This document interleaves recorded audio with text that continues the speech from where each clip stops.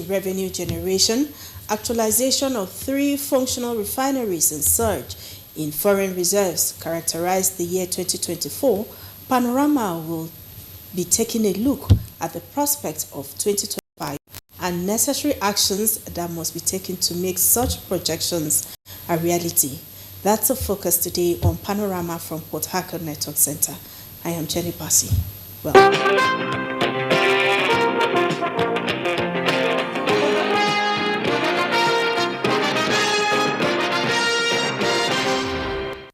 Bola Tinubu has commended Governor Peter Mbah of Enugu State for his commitment to development and good governance with the various projects executed within his first 2 years in office. The president, on a one-day working visit to Enugu, inaugurated the projects cutting across education, health, and infrastructure.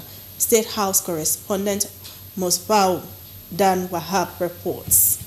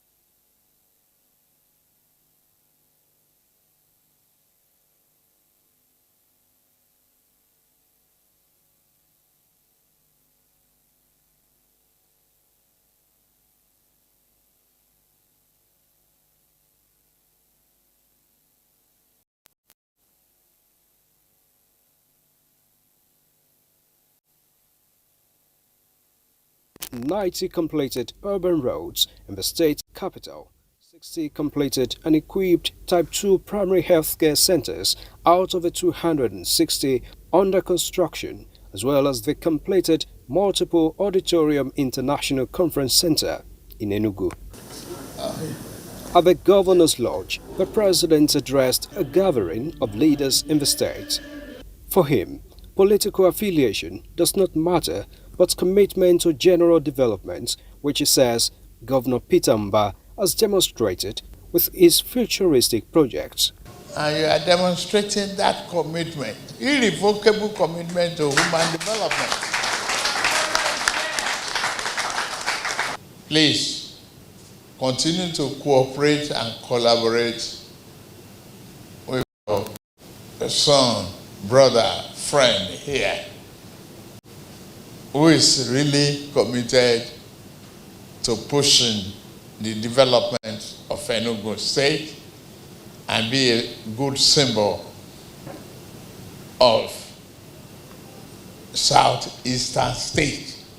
At the national level, the president expressed his dedication to the process of building a country that all Nigerians would be proud of. This house, we must build it.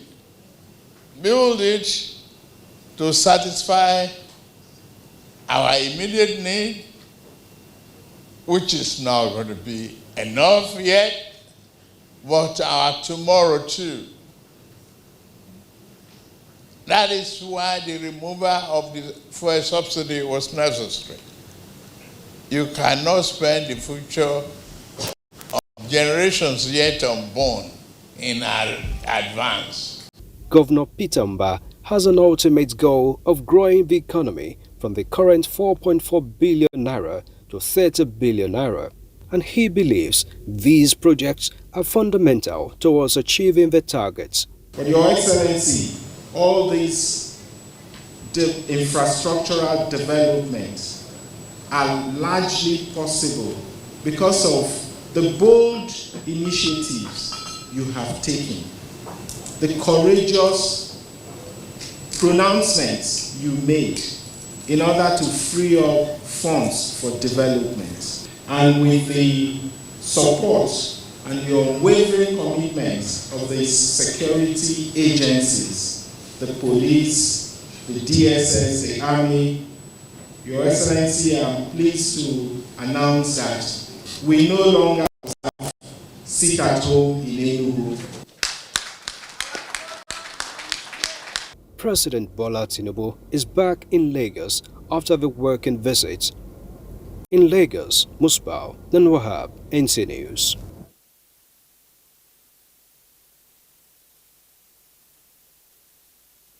Bank of Nigeria has clarified that its staff early exit program is voluntary and not mandatory. This was at the resumed hearing of the House of Representatives investigation into the reported layoff of more than 1,000 staff of the Apex Bank and an associated 50 billion naira payoff scheme. CBN's Deputy Governor Corporate Services Bala Mohammed Bello explained that no staff has been coerced to leave the bank without their consent.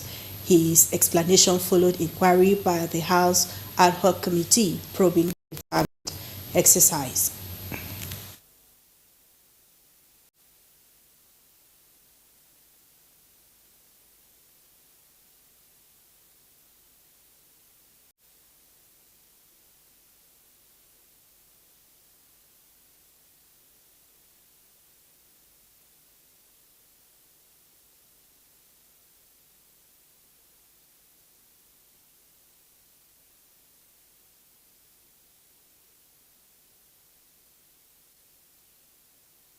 We implore you to avail this committee with necessary informations, facts and figures, but be rest assured, the assembly of these members of this committee, I am very optimistic and certain that we are responsible enough to be fair in our fact findings.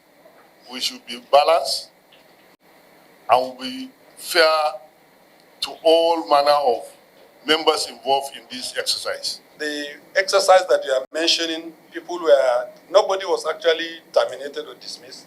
People were retired with their full benefits for us to have opportunities to reinvigorate and bring in new blood or new perspectives to how things are done. So that was at the instance of the bank. People were actually retired with their full benefits. This one that is taking place or has taken place now is strictly voluntary. So there are two different things altogether. But if you take the two together and you juxtapose it within the context of the overall strategy to streamline the operations of the bank, to refocus the operation of the bank, to invigorate the operation of the bank, to re-energize the operation of the bank, you can take the two together as leading to the same objective. Whereas one, people were retired with their full benefits. The other was actually absolutely, voluntary.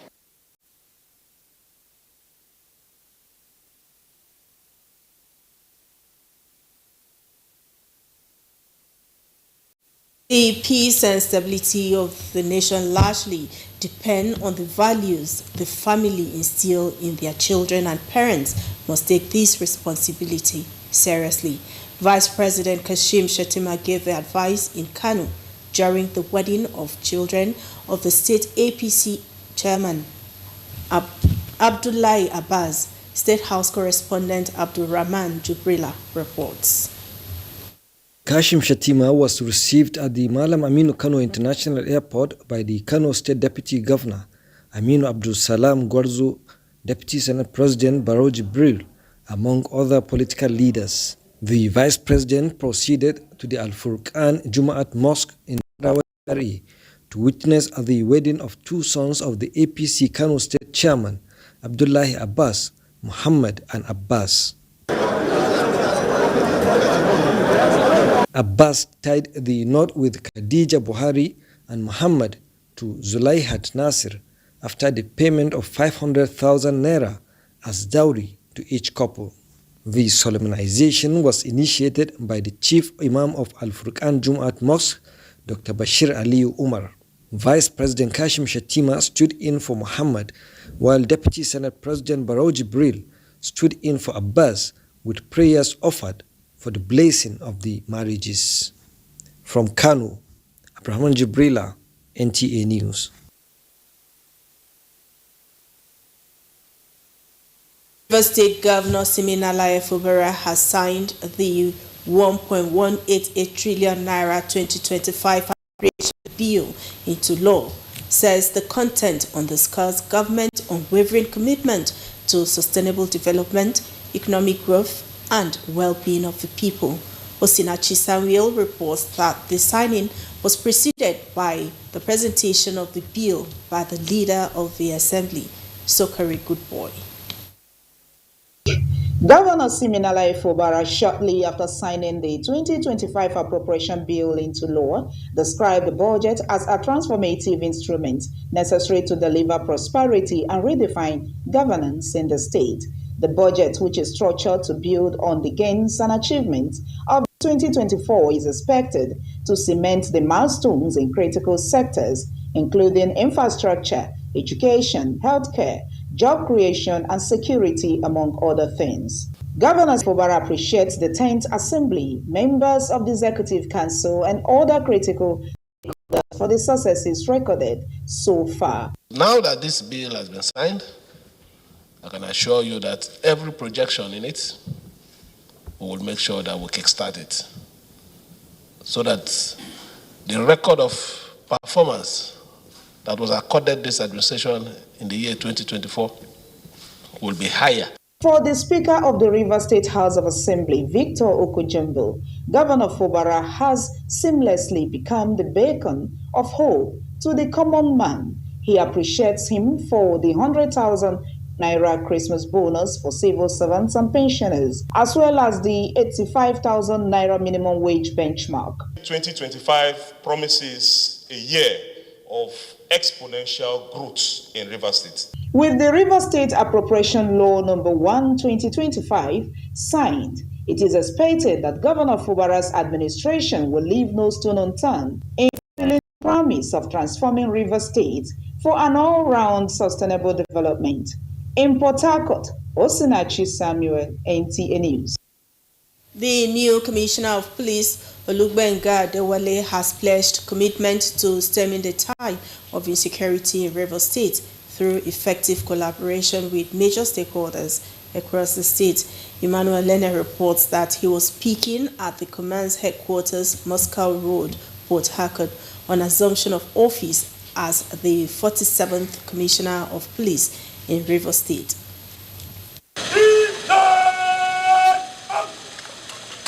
That is the arrival of Olugbenga Adewale, inspecting the Guard of Honor as the 47th Commissioner of Police. He was warmly received by the command's management team. He pledged to leverage his vast experience to address the state's unique security challenges with professionalism and transparent leadership. Acknowledging that security is a collective responsibility, CP Adewale promised to collaborate with other security agencies and traditional institutions to enhance intelligence gathering and community policing for effective peacekeeping. Focus areas include and not limited to strengthening intelligence gathering. We will work with members of the community, traditional rulers, security agencies, and proactively prevent crime. The community policing and public engagement will be employed. The commissioner also commended the media for its critical role in society and called for continued collaboration to achieve shared security objectives. In Port Harcourt, Emmanuel, NTA News. As the year 2014 glided to a close, Nigerians resident in Bayelsa State have taken stock of major events that shaped the year, just as they expressed their expectations from leaders at various levels. Ebinimizi Timiola reports.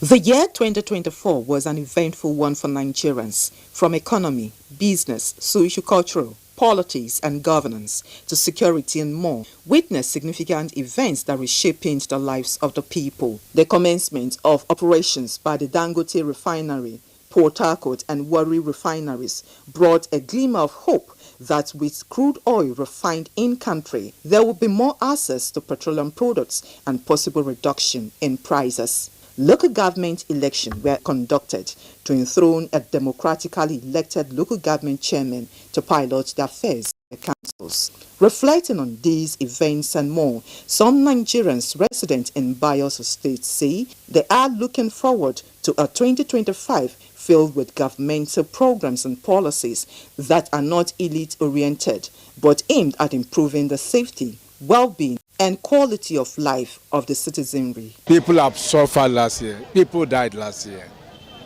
So by the grace of God, I'm praying. Let God Almighty answer this 2025.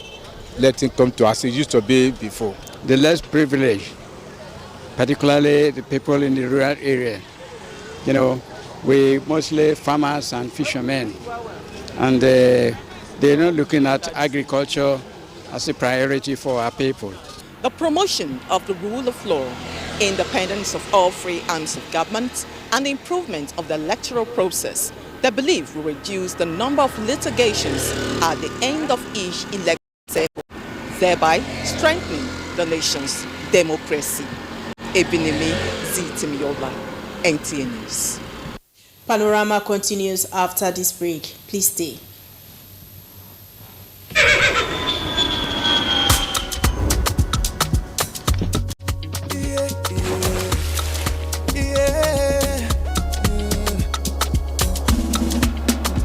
From the Atlantic across the savannah to the Sahara, we rise, a land of the free, we know they tire. We dream great, our spirit is undying. Resilient, rooted like palm tree, we sway in colors, with undoubted demand. We make solutions, we ignite passion, yeah. Ethnicity is unique, we have more than just a nation. We are Nigeria, we are Nigeria. Strengthening unity, we know they carry lives. We are Nigeria, together live the dream of a land with great destiny. We are Nigeria. I am the real Nigerian. Brought to you by the National Orientation Agency, NOA.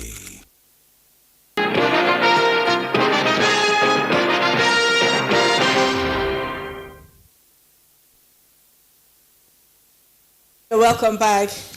Port Harcourt residents have stressed the need for policymakers and individuals to be intentional in working towards actualizing their projections for 2025. They made their views known while assessing the outgoing year, noting that their expectations are high.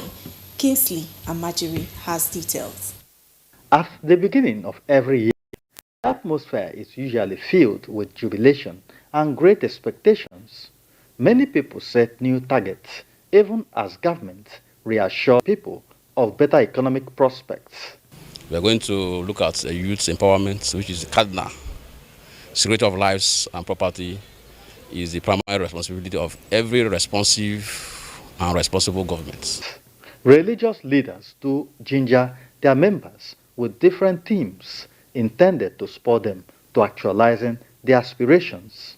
At the dawn of 2025, the expectations remained high, with many looking up to government to take steps towards addressing their concerns. In this year 2025, I believe by the grace of God, with the effort we all Nigerians are putting together to make sure the country becomes a better place, we are expecting something very good. We need purposeful leadership, both in the local government at the federal level. People should see change. They should come out with a paradigm shift. Oh, this is what we are going to achieve this year. We must move forward as a nation. 2025, if they will help us look into the dollar rates and this issue of petrol, at least to reduce it. The outgone year, no doubt, had its own peculiar challenges, which President Bola Tinubu also noted in his New Year message. This is with assurances of a better economic prospect for citizens in view of positive indications from the reforms.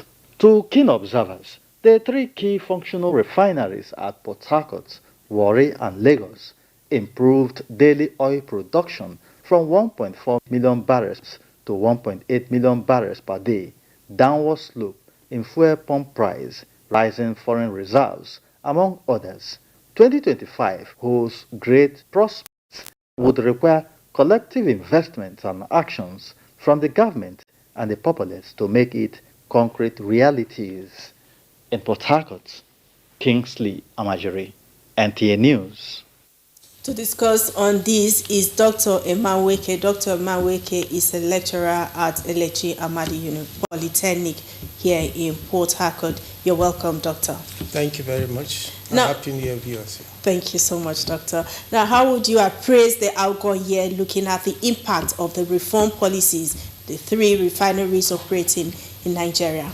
Straight away, one of the high scores of the federal government in the outgone year is the fixing of the refineries, especially the Port Harcourt and the Warri refineries. You know, having removed the subsidy on PMS, the prices of goods and services rose to the sky, and government assuredly have more monies to share across the federal government and the constituting units. And it's expected that the excess money was put into investment, and one of the outcomes of such investments is expected to be the fixing of the refineries. So the refineries, of course, since the 2 refineries came up on stream, we have seen a reduction of the petroleum prices. There has been reduction. The government also had a top score by providing an enabling environment for private investors around the energy axis, talking about the Dangote refinery. So it was a very good point. It has not, to be frank, it has not been easy with Nigerians, especially since the removal of the oil petroleum subsidy. But we are beginning to see investment outcomes, and we hope that government will take it from there to the next level. Okay, now in key areas of the economy, energy and agriculture, etc., what should be the strategies to adopt by the government and other stakeholders? We expect that government should be more innovative in its approaches. For example, we are celebrating the fixing of the refineries. Let us not also forget where the world is presently. We are fighting the climatic change. We expect that while we fight to increase our oil output, especially to meet the OPEC obligation, as well as providing the crude for the local refineries, we should also remember where the world is, talking about the renewable energy. We trying to think that this legislature will have to lend impetus to what constitutes the operationality of these refineries to include renewable energy. That way, Nigeria will become more robust in diversifying in its investments. Thank you so much, Doctor. Thank you. We are glad to have you on Panorama this afternoon. And now to sports. By International set to clash with Mozambique's Black Bulls in a must-win CAF Confederation Cup in Uyo. For details, let's join Suleiman Muse on Sports Update. 26 players made the list for the home-based Super Eagles as the team set to begin campaign in Ekene Remu ahead of the African Nations Championship final. According to stand-in head coach Daniel Ogumodidi, the players called up include Captain Duka Harrison Jr., goalkeeper Henry Uzumena, defender Sadiq Ismail and Ifeanyi Onyebuchi, midfielder Savio Isaac, and forward Sikiru Alimi.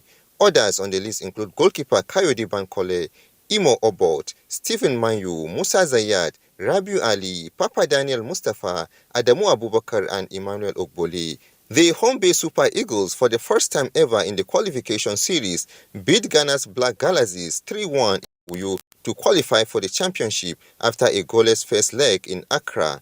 Still on football, Nigeria's remaining representatives in the continent, Eyimba FC, has intensified preparation with close camping ahead of the Black Bulls clash. The People's Elephant will return to continental football when they play host Black Bulls of Mozambique in an all-important CAF Confederation Cup game. The latest showpiece will be Stanley Eguma's first continental engagement with the Aba Giant as head coach. The game is built to hold at the Godswill Akpabio International Stadium, Uyo, later this evening. Elsewhere, Nigeria international Sadiq Umar has completed a loan move from Real Sociedad to Valencia following the completion of his medical on Saturday. This revealed that Valencia's coach convinced him to join the club as he seeks to revive his football journey at the Messala Stadium. And finally, Manchester City seems to have regained their winning mentality after the team defeated West Ham with a 4-1 bashing on Saturday's EPL game. Other results had Newcastle beating Tottenham Hotspur 2-1 at the Hotspur Stadium. Bournemouth defeated Everton by a lone goal. Leicester City lost 2-1 to Aston Villa. Chelsea were held to a 1-1 draw by Crystal Palace. Brentford thrashed bottom of the table Southampton by 5 goals, while Arsenal and Brighton shared the spoils. With Sport Update, Suleiman Musa, NTA News. That sports update concludes Panorama from Port Harcourt Network Center. We thank you so much for watching. Good afternoon.